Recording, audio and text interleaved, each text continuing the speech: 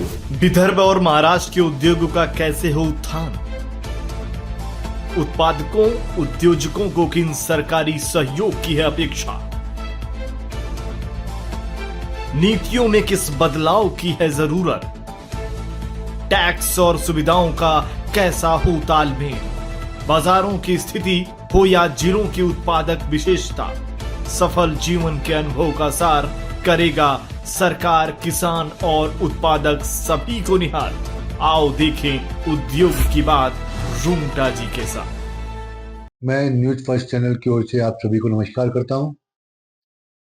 यह महीना काफ़ी शीत का रहा है और इस महीने महाराष्ट्र में शीतकालीन अधिवेशन शुरू हुआ और बहुत जल्दी समाप्त भी हो गया।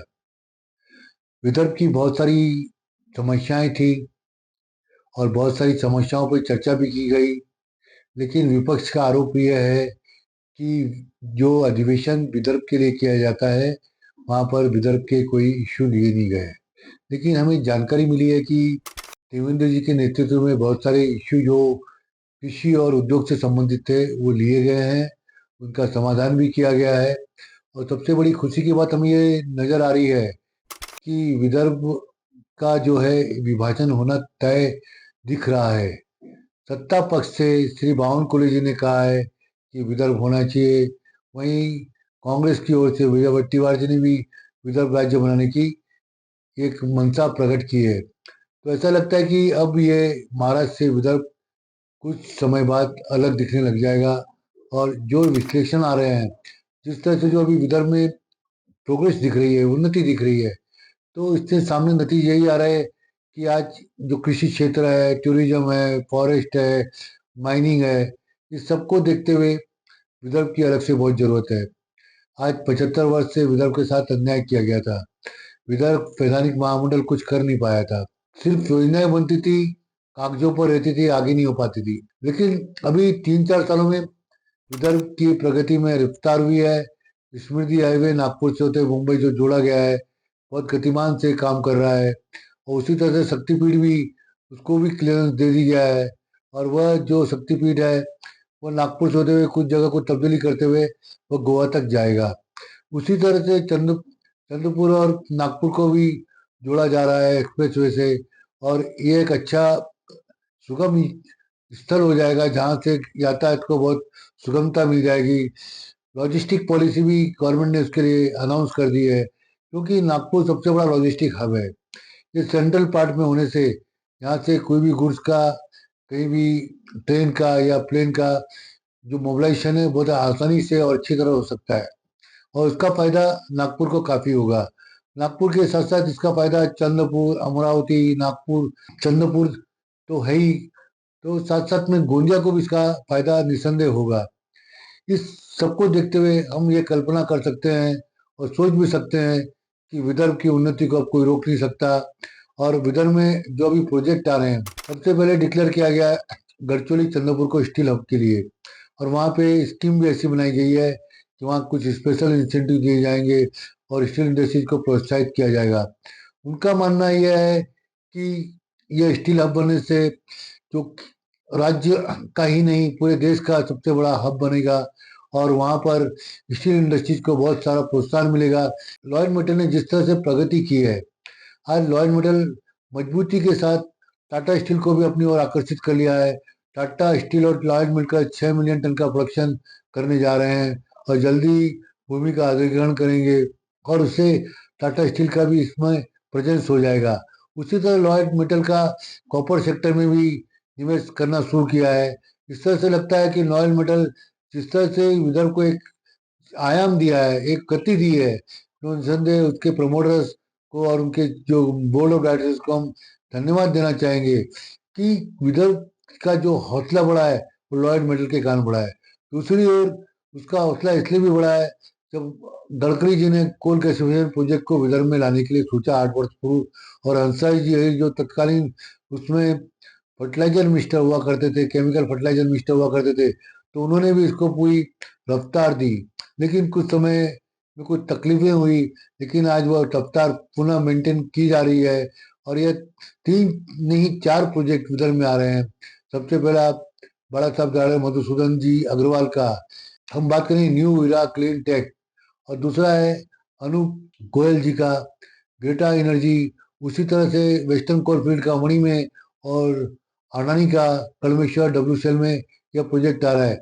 कोल गैसिफिकेशन से इस विदर्भ क्षेत्र को बहुत गति मिलेगी और एक नई टेक्नोलॉजी यहाँ पर स्थापित होगी, और उसका एक बहुत सारा जो है इसका हिस्सा जो कोल का जो है जो प्रदूषण में काम आ रहा था, आज जो है यूरिया के काम आएगा, साथ ही साथ भारत बनाने के काम आएगा। अब हम औद्योगिक नीति के बारे में आपको बताना चाहते हैं कि चीफ मिनिस्टर और प्रिंसिपल सेक्रेटरी एनर्जी इंडस्ट्रीज, उन्होंने भी ये कहा है कि विदर्भ में हम एक नई पॉलिसी देना चाहेंगे। जो यहाँ पे इन्वेस्टमेंट करता है तो उसको स्पेशल जीएसटी के अंतर्गत बहुत सुविधा दी जाएगी। 110% से 150% तक एसजीएसटी में उनको फायदा होगा। उस तरह की नीतियाँ यहाँ पर बनाई जा रही है। उसी तरह से बायोमिथेन के प्रोजेक्ट की भी $2 बिलियन की ये हमारे प्रिंसिपल से अनबलगम साहब ने की है कि यह कहीं गडचिरोली और चंद्रपुर के बीच में लाया जा सकता है और एशिया का एक बहुत बड़ा प्रोजेक्ट होगा। दूसरा फायदा ये होगा कि एक बाम्बू पॉलिसी भी डिक्लेयर की गई है। उसका फायदा जो आज हम पिलर बनाने के लिए अपने पावर स्टेशन में किया जाएगा। आज बाम्बू से बहुत सारा जो कोयला का पर्याय अब इसे पिलर से बना के कर सकते हैं, ब्रिकेट बनेंगे और ब्रिकेट से यूज करते हुए वहाँ पर थर्मल पावर स्टेशन में बहुत बहुत तादाद में आज जो जंगल है विदर्भ का उसमें काम आएगा। तो बाम्बू पॉलिसी से भी किसानों की एक इनकम बढ़ेगी। उसमें काफी इंसेंटिव दिए गए हैं, किसानों को उसको स्टडी करनी चाहिए, उसका फायदा लेना चाहिए। अब तीसरा आता है डिफेंस के अंतर्गत। डिफेंस जो विदर्भ के चारों ओर है, नागपुर में है, भंडारा में है, पुलगांव में है, उसी तरह चंद्रपुर में है। इसका फायदा निस्संदेह मिलेगा क्योंकि 2022 में डिफेंस मिनिस्ट्री के द्वारा एक नई पॉलिसी डिक्लेयर की गई है। 100 करोड़ के प्रोक्योरमेंट के लिए अब ज्यादा इतने अप्रूवल लेने नहीं पड़ेंगे, उसमें गवर्नमेंट निवेश भी करेगी, साथ साथ में जो उसमें एग्रीमेंट भी गवर्नमेंट ने पाई करने के लिए करेगी और बहुत सारी सहूलियतें दी जाएगी। इससे लगता है कि अब विदर्भ का जो कायाकल्प काफी अच्छा होगा। दूसरी तरफ हमने देखा है कि हिंजेवाड़ी में जो आईटी सेक्टर हुआ है, वहाँ पर 37 यूनिट्स दूसरी जगह चली गई है क्योंकि वहाँ पर कुछ ऐसी असुविधाएं उनको हुई है कि वो राज्य छोड़कर बाहर जा रही है। अब हमारे सीएम साहब को चाहिए कि अकोला, अमरावती, चंद्रपुर और नागपुर को आईटी सेक्टर के लिए डेवलप करें। नागपुर में जो देखा जा रहा है आईटी सेक्टर मियान के पास आ जरूर रहा है, लेकिन उसकी गति है, लेकिन जो गति पूना में जितनी स्पीड से मिली थी वो स्पीड से वो मिलनी चाहिए, जिससे कि वहां पर उद्योग आ सकते हैं और आईटी सेक्टर एक बहुत बड़ा बूम यहाँ पर दे सकता है। उसके लिए ये भी जरूरी हो जा सकता है कि हमारा एयरपोर्ट नागपुर का जल्दी से जल्दी आगे बढ़ना शुरू होना चाहिए, उसका जो कंप्लीशन जल्दी करना चाहिए। फ्लाइंग क्लब तो आप अमरावती में सबसे बड़ा बना ही नहीं जा रहे हैं, जो इंडिया का सबसे बड़ा फ्लाइंग क्लब होगा, लेकिन उसका फायदा अमरावती को मिलना बहुत जरूरी है और अमरावती में आईटी सेक्टर बहुत अच्छे से आ सकता है। टेक्सटाइल तो पीएम मित्रा टेक्सटाइल योजना तो वहां पर आ रही है, कई क्लस्टर भी टेक्सटाइल के वहां पर आने वाले हैं। तो उसके लिए जरूरी हो जाता है कि सरकार ने इन सभी क्षेत्रों की सुविधा के लिए यहाँ पर मिनी मंत्रालय अमरावती और साथ साथ में नागपुर के पास लाना चाहिए। वहाँ पे कुछ डिपार्टमेंट के सेक्रेटरी आ जाते हैं, तो उससे इस जो हमारे रीजन है नागपुर और अमरावती को उसका बहुत बड़ा फायदा होगा और ये रीजन बहुत अच्छी तरह आगे आ सकते हैं। एग्रीकल्चर के लिए सरकार ने पॉलिसी देना बहुत जरूरी है और उसके लिए इंसेंटिव्स में बढ़ोतरी करनी चाहिए और कम से कम 50% इंसेंटिव अगर एग्रीकल्चर में देते हैं तो मोफिसर सेंटर जो अकोला अमरावती में सबसे ज़्यादा है, तेलारा, इसकाकोट, इस तरह के क्षेत्रों में वहाँ पर बहुत सारे एग्रीकल्चर यूनिट आ सकते हैं, प्रोसेसिंग यूनिट आ सकते हैं। तो सरकार ने उसको प्रोत्साहित करने के लिए नई पैकेज को इंस्टीट्यूट शीघ्र ही अनाउंस करनी चाहिए। उम्मीद की जाती है कि पैकेज स्कीम ऑफ इंस्टीट्यूट शीघ्रता से आएगी। वहीं पर हम दूसरा सरकार से ये भी अनुरोध करेंगे कि जो इंसेंटिव पिछले साल के हैं, सबको उम्मीद थी कि दिसंबर तक मिल जाने चाहिए और हमें भी उम्मीद है कि सरकार 31 दिसंबर तक जो बकाया जितने भी इंसेंटिव दे देगी, इससे उद्योग को एक शक्ति मिलेगी, बल मिलेगा, मनोबल बढ़ेगा और उससे नए प्रोजेक्ट और आने के यहाँ पर संभावना बढ़ जाएगी, क्योंकि लोगों का सरकार पर ये हो जाएगा कि सरकार अपने समय पर वादा निभाती है। एक सरकार से हमारी शिकायत है कि जो बिजली के दर इतने बढ़ गए हैं, इसके बारे में विदर्भ इंडस्ट्रीज एसोसिएशन बाकी सभी संगठनों ने मिलकर अभी हाल ही में गोयनका जी के नेतृत्व में प्रेस कॉन्फ्रेंस ली। उसमें कहा गया कि बिजली के दर MERC द्वारा इतने मनमाने ढंग से बढ़ाए गए हैं और जो इंडस्ट्रीज को पूरा क्रश कर देंगे। इसलिए जरूरी है, सरकार ने उस पर सोच जरूरी करना चाहिए। जब औद्योगिक संगठन मिलकर यहाँ पर विदर्भ में एक साथ आ रहे हैं, इसका मतलब सरकार की जो विद्युत दर है उससे सबसे नाखुश है।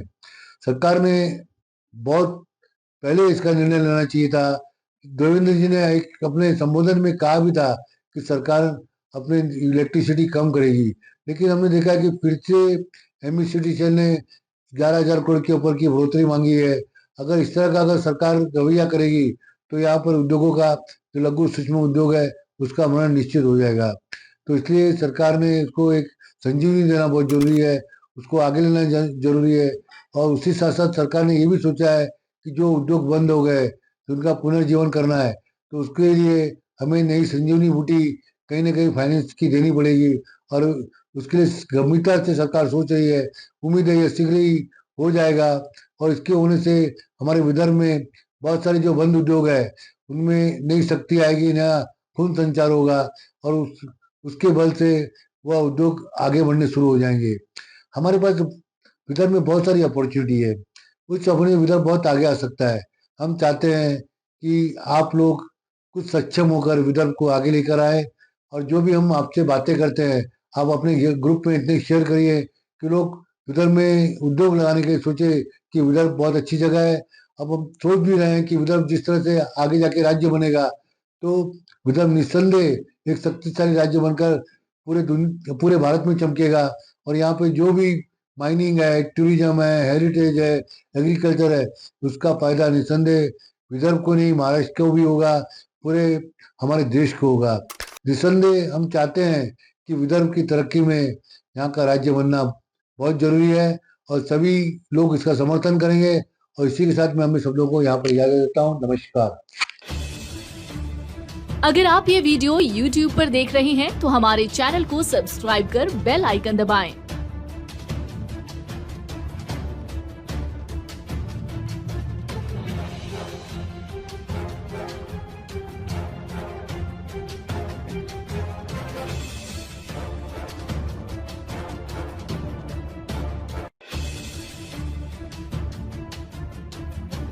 और Facebook पर देख रहे हैं तो हमारे पेज को लाइक करें।